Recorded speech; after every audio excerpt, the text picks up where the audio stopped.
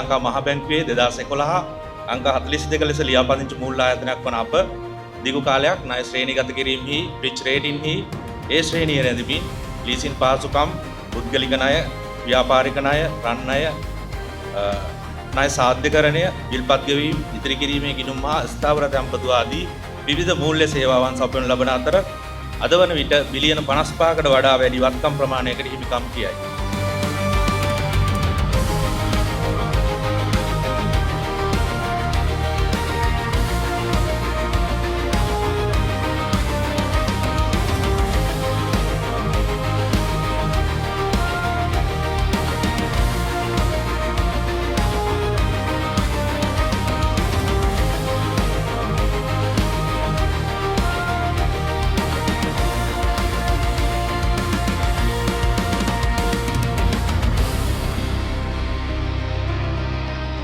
ඒ වගේම නිකවරටිය මෙම ශාඛාවේ කළමනාකරු වශයෙන් මෙම ශාඛාව ආරම්භ කිරීමට අපහට සහයෝගය ලබා දුන් සියලුම දෙනාටත් මාගේ ස්තුතිය පුද කර සිටිනවා.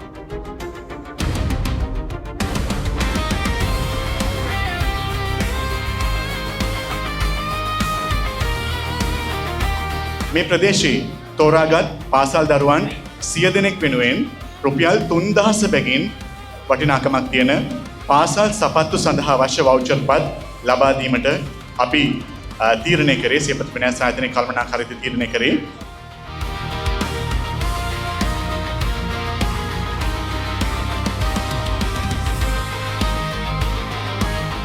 We are 100% owned by Sampath Bank. මේ අවුරුදු 20ක් වගේ කෙටි කාලයක් තුළ සාඛා 61ක් කරලා තමන්ගේ තියෙන වත්කම් ප්‍රමාණය අපි කියන asset base කියලා asset base has grown up to 80 billion.